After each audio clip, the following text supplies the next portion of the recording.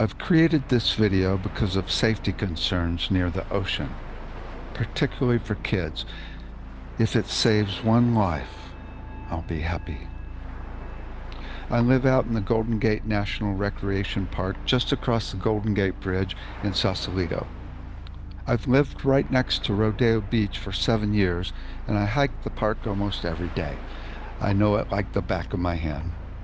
I've also gotten to know all the animals that live here and love them dearly. I've also shot a beautiful nature video. A few months ago, I saw a kid drowning, and it has made me hyper aware of dangerous situations by the beach, where people get too close to the water, especially when the waves are really big. Normally when I see young kids too close to the water, I will go up to the parents and let them know that one sneaker wave could come and their kids would be gone. A few months ago, as I was walking along the beach, I saw a group of kids around 7 or 8 years old, and 5 or 6 of them were right down on the water. I looked for the adult who was overseeing them but couldn't see anyone, and I continued walking. Then I heard the screams. I looked back, and there was a kid about 50 yards out in the water, and all I could see was the top of his head.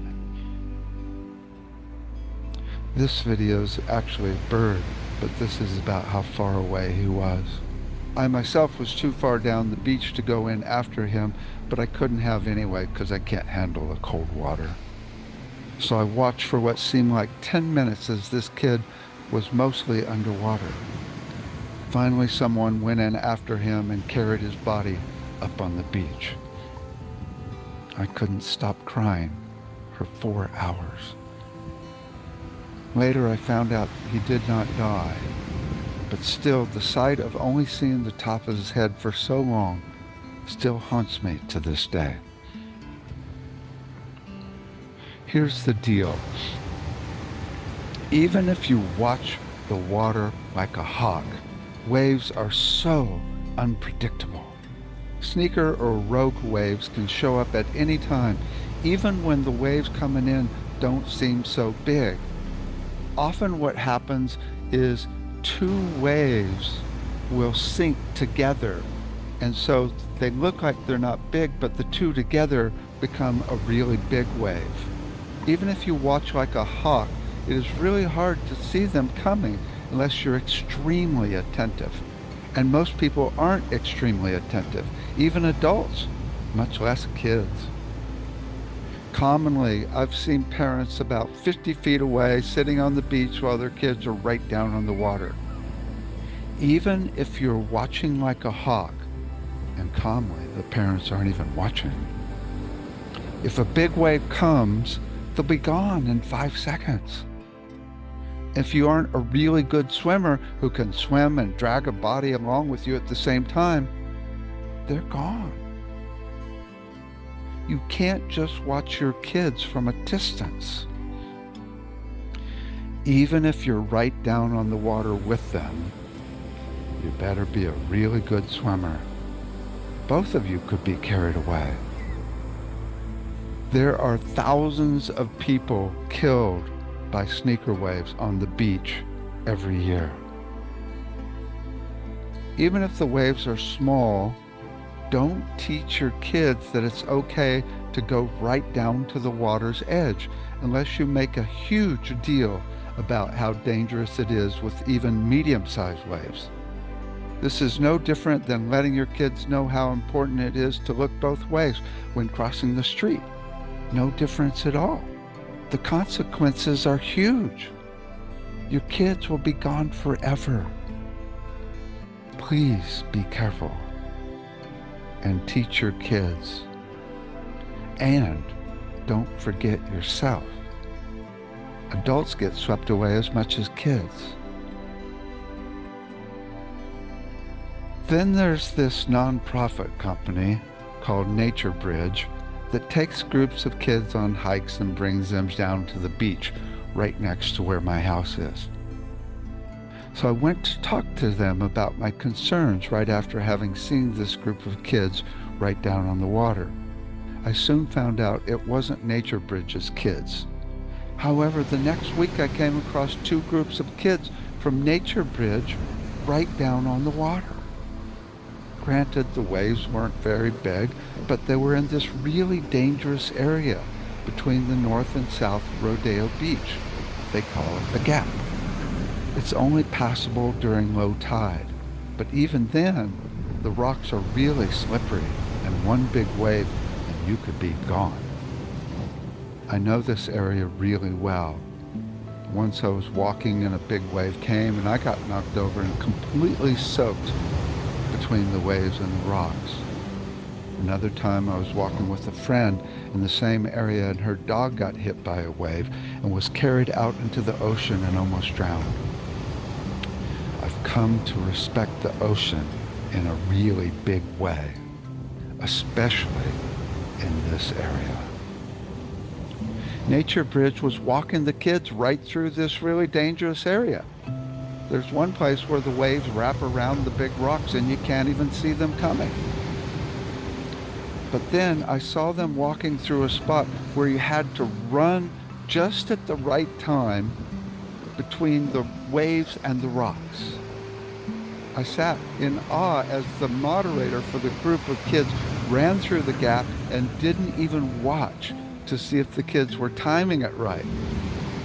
Asked the moderator his name and he wouldn't tell me. The kid said his name was Brian. Then I saw another group try and time the waves and run through. The moderator 9 did watch closely as she saw I was videotaping. But still, one kid got soaked. In this spot, I myself don't try and time the waves. I clamber up over the rocks, which is not hard at all. After just having seen a kid drowning a week earlier, I was in shock they were putting the kids in such danger and teaching them this was okay. Even if the waves are really small, they're teaching these little kids that it's safe not only to be right on the water's edge, but safe to walk in the most dangerous part of the beach, and it's okay to shoot the gap and try and time it so they don't get smashed into the rocks.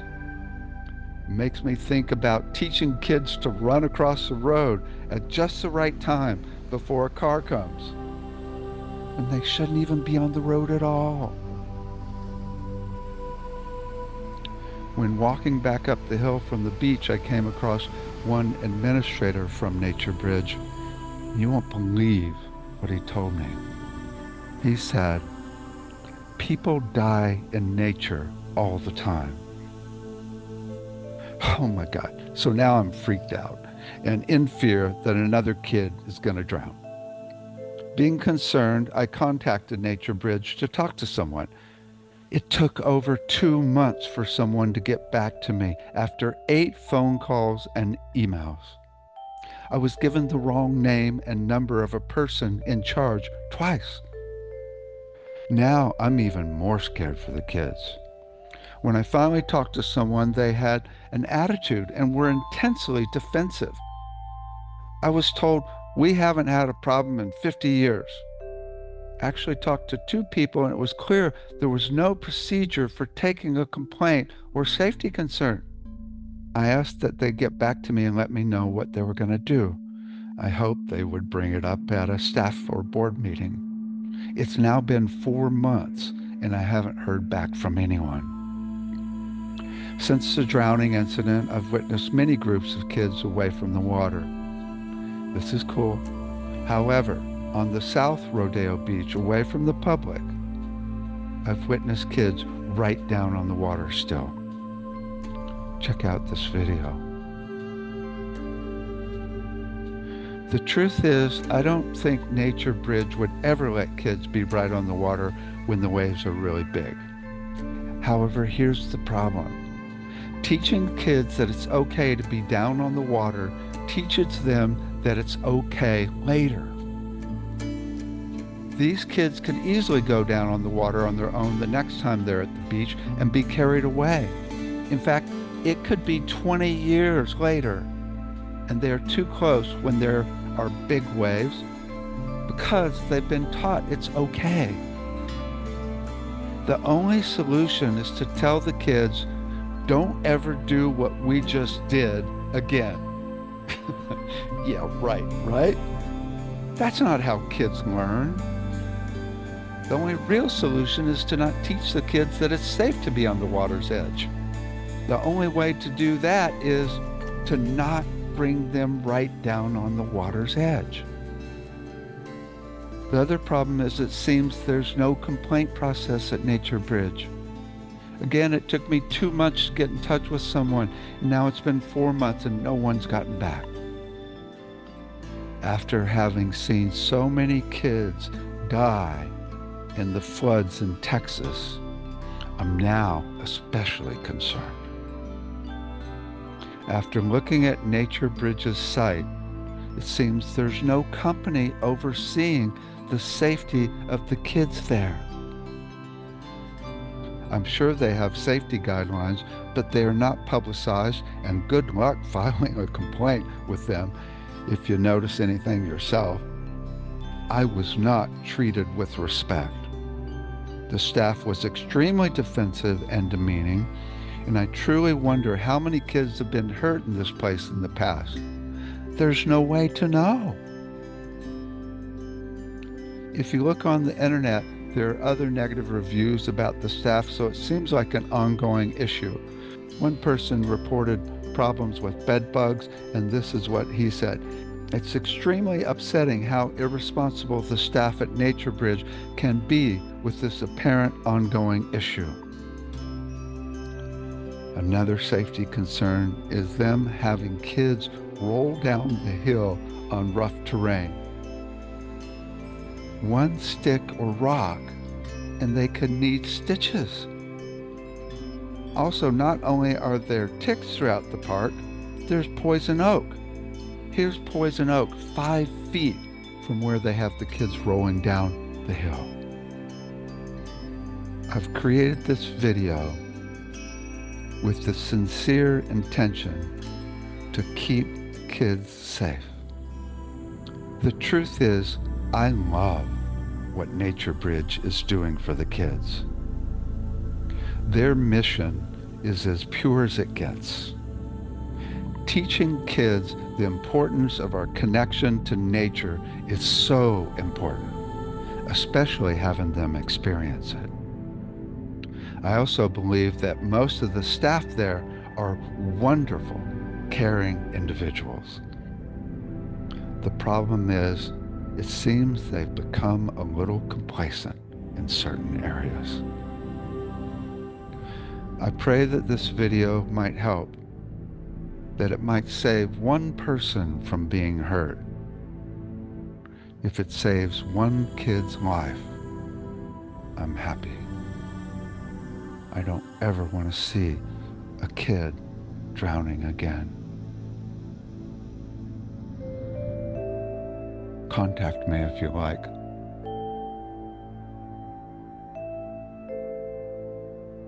My contact info is in the description.